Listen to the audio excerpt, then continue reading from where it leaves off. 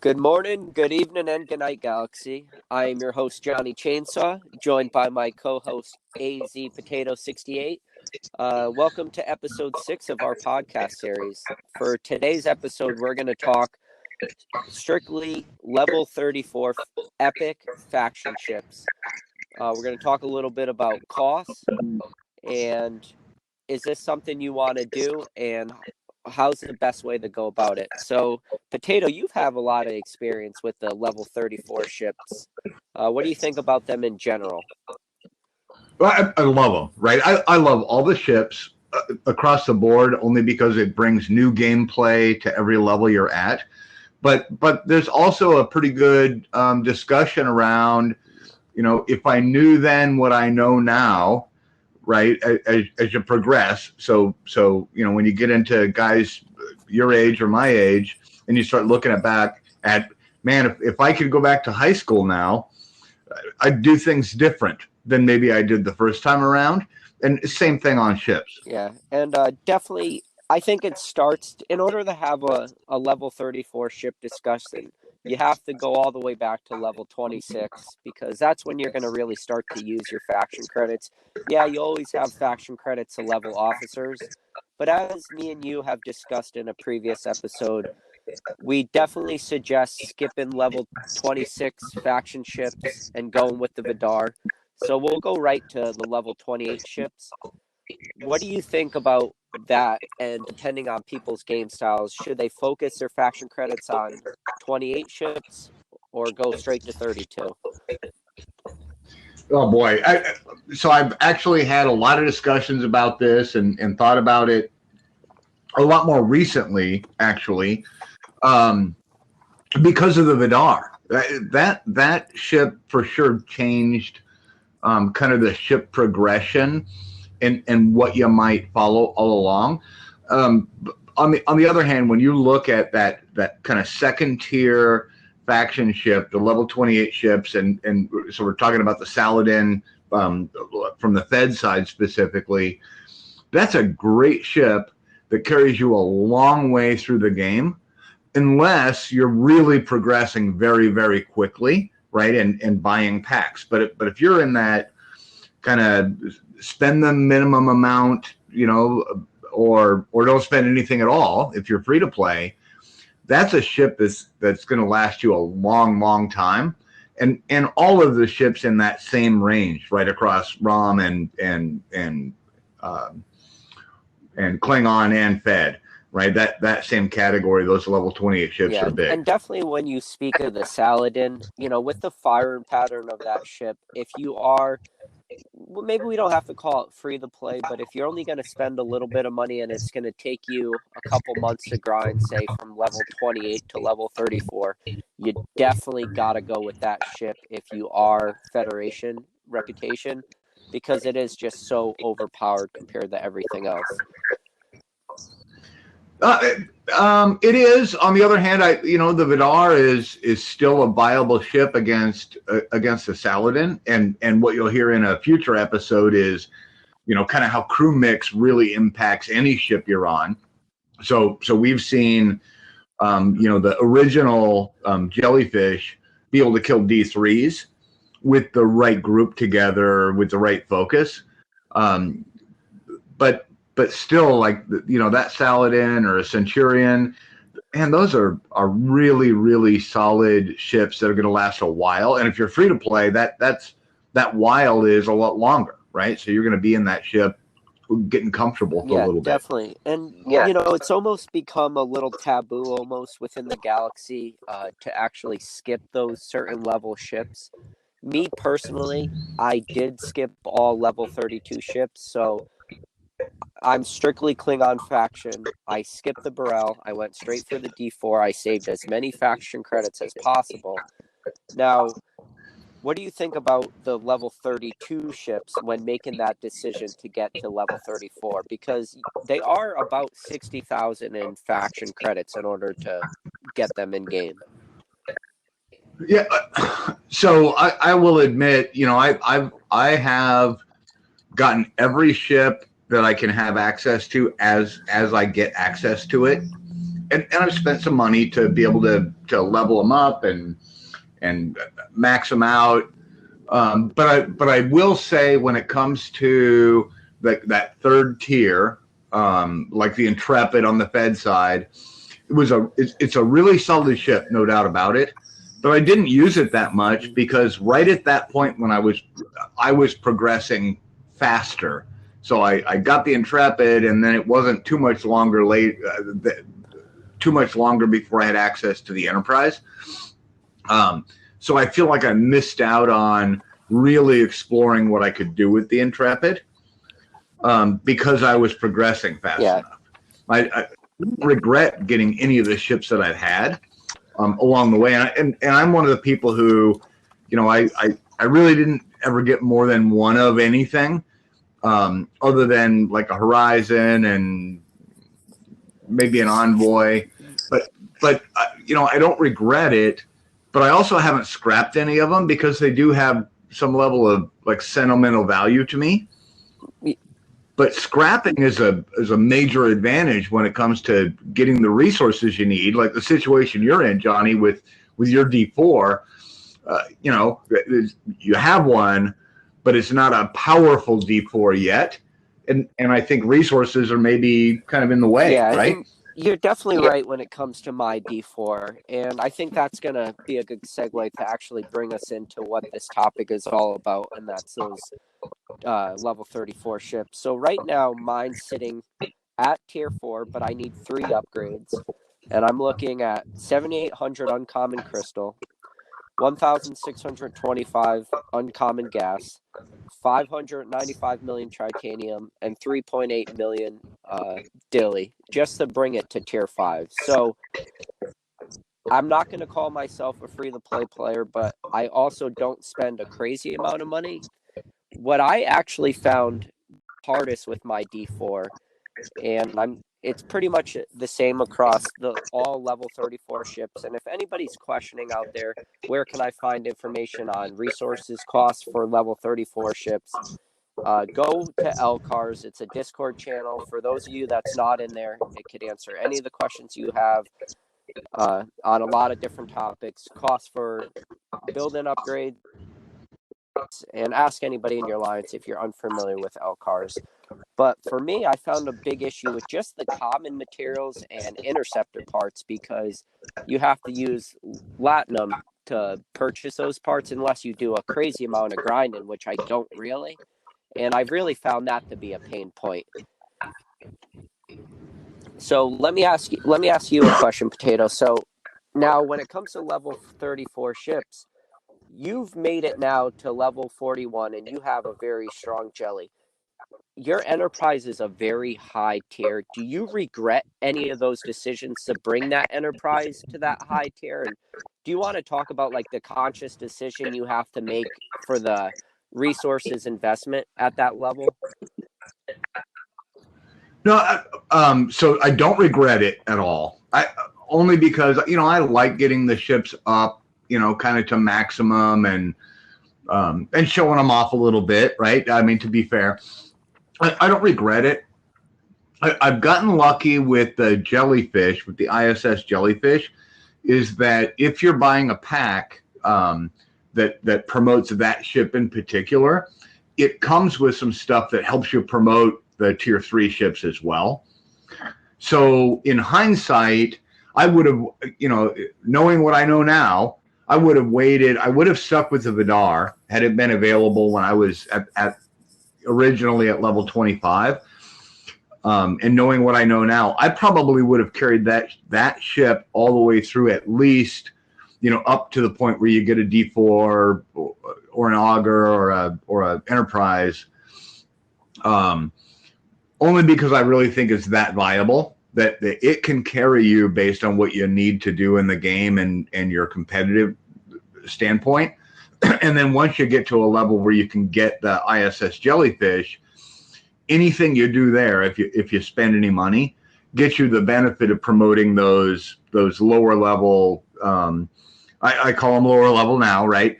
But the G3 faction ships, when you start talking about Sally, Intrepid, Enterprise, Mayflower, you sort of get the side benefit of, oh, hey, I happen to have some more resources. But of course, I didn't know that at the time that I was progressing through the game. But in hindsight, there are some ships I probably would not have really focused a lot of effort on. Like the Kumari is one. It's a great ship, but now with the Vidar out there, I mean, you far surpass what a Kumari can do with a Vidar in a very short time and a lot cheaper, right? And I think the Vidar carries you a lot further through the game than some of those early faction ships, right? Like the D3 or the Mayflower, and for sure. Definitely, and I think for some of the people out there listening, they might either not be well versed in the Vidar or not really quite understand its true capabilities now. I know you're level 41 and you have a lot of research done, but do you want to just kind of tell people in the galaxy, what is your Vidar's power at right now? Because they might be thinking Vidars don't get up very high in power, but that's just a big misconception by a lot of people in the galaxy. Oh, it is. So I would say my Vidar, with the research that I have done at level 42 now, actually, is at about 1.3 million in power. On the other hand, on the other account that I have, which just hit level 28, that Vidar is well over 800,000 in power. And I think, the Kumari that I have is about 500,000 in power with the research at level 28. I don't even consider using a Kumari or a Vaclaus or any ship below that over the Vidar for anything I'm doing on that account.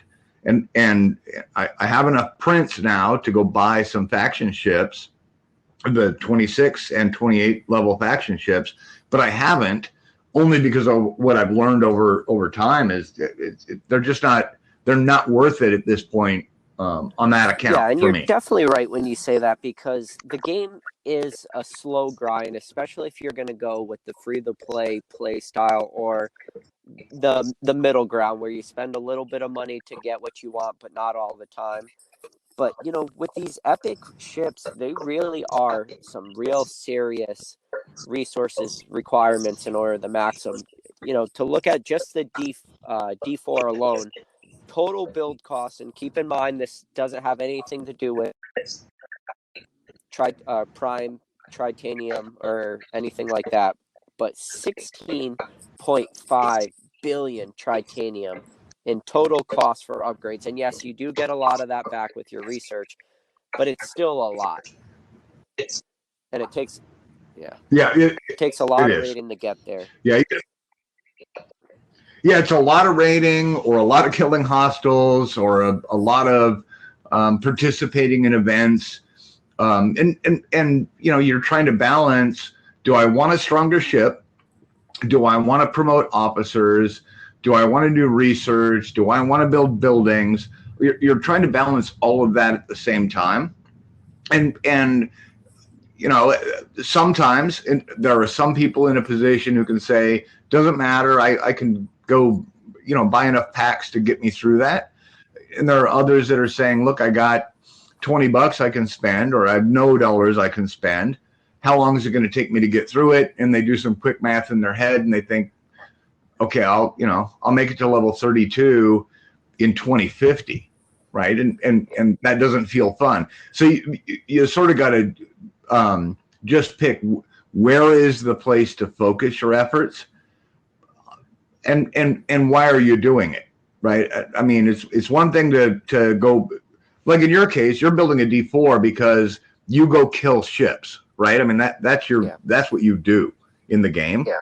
So you're not saving up resources and uncommon crystals and that kind of thing so you can get a better miner. You're saving them up because you go kill ships and you want a stronger ship to do that with. But other people, if the thing you're going to do is mine, well, then don't spend your money on growing a D3 or a Centurion or a Saladin. Go spend it on mining ships if that's what you're going to do. And you just got to balance what do you want out of the game? What should you save your resources up for? and where do you go spend that money, just like you do in real life, right? I want ice cream, or I want to feed my family, or what, or I want to pay rent, whatever it is you're saving your money for.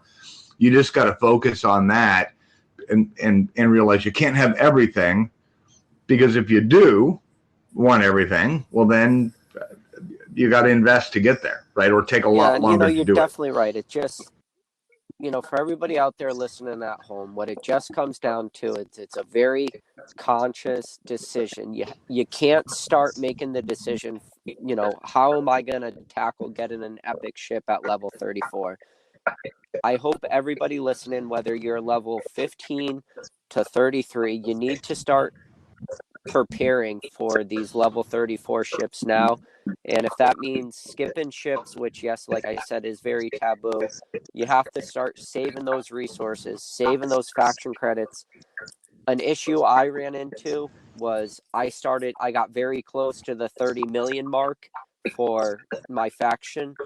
And at 30 million, my dailies would change from mining G3 materials to start mining G4. And for anybody getting close to that level, you need to make the conscious decision of, okay, is this something I could realistically do faction credit wise before I get to a level? So for me it's impossible for me to mine G4. I could only mine G3. And when it came down to it, I did have to spend a little bit of money in order to get the epic ship packs. I didn't have to spend much, which I was very lucky, but I was also ready for that. And the entire time I was progressing, it was a conscious decision to get that D4. Would you say that's pretty true? Just consciously make the decision, Potato, of what you want out of this game? Yeah, you definitely got to think through it, right? And it's easy to see the little green arrows show up on a ship or on research or on a building saying it's ready to upgrade, and then you go spend your resources and go, oh man, I should have saved those for my ship, or I should have saved that for research. So think about it, and then if you do decide to make an investment, right, and buy a pack with real dollars, when you do it, use those resources on what you intended to get out of it, not just get excited by the green up arrow that kind of entices you to spend your resources there. And focus on, what is it you're trying to accomplish in the game. And if it's, like in your case, Johnny, if it's about going and killing more ships out there, then great, focus on that. Don't upgrade your miner, but if you really want to get more out of mining, well, then focus your efforts on those types of ships and that kind of research. For everybody out there listening who is saying, okay, I'm making that conscious decision, I understand maybe I will have to spend some money. Everybody understands who may not be able to view the packs. In order to get a faction pack, so you get 15 blueprints, whether it's D4, Augur, Enterprise, you have to choose the pack you want. You get 18.5 thousand Latinum.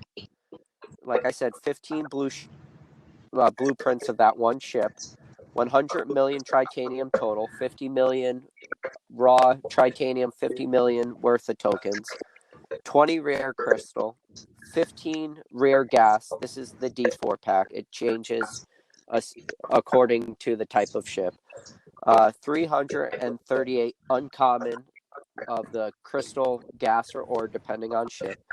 224 uncommon of the secondary resource. 115,000 ship XP, and 220 of whether it's explorer, battleship, or interceptor parts. So just something for people who may not be able to view those packs, so they do have an understanding. And that pack for you is at level 34, right? Yeah, because they do go up as you at 36 and 38 and 40. Those pack sizes increase. But 34 is when you're building the ship, so that's when you're thinking about spending the money on it. Because I didn't know that. But yeah, they go up quite a bit later on. Pretty significantly. That's good. And just One of the reasons we do this podcast is because we want to educate the galaxy, and we want people to be better prepared and make rational decisions when they do get to certain levels. And I hope people took something out of this episode. I know it's not really quite as long as our normal episodes, but just really make that conscious decision. Do what's best for you in game. Don't worry about what anyone else says. Yeah, I would agree, and so I think it's a balance. Kind of in hindsight, how fast do you plan on progressing through the game in levels? Will change what you're going to do on ships, and just spend some time thinking. And believe me, I'm a sucker for the, like, hey, there's something new and shiny that I can get. I want it. But at the same time, sometimes that hasn't turned out to be that beneficial to me. So, ask others in your alliance. But when you think about how fast you want to progress through the game, and if you're going to do a slow progression and you don't want to spend any money, that's okay. But don't spend all your effort on waiting for the next possible ship. Sometimes it's better just skip one and really level up, like especially that Vidar. I can't say enough good things about that ship. Level that thing up, max it out. It'll carry you past a lot of other ships and really help you on resources in the long run. Yeah, definitely, and that's some great advice. Well, it's been a pleasure talking to you today, Galaxy. This was episode 6 of AZPotato and Johnny Chainsaw's podcast series. Tune in for our next episode. See you around the galaxy. All right. Thanks, Johnny.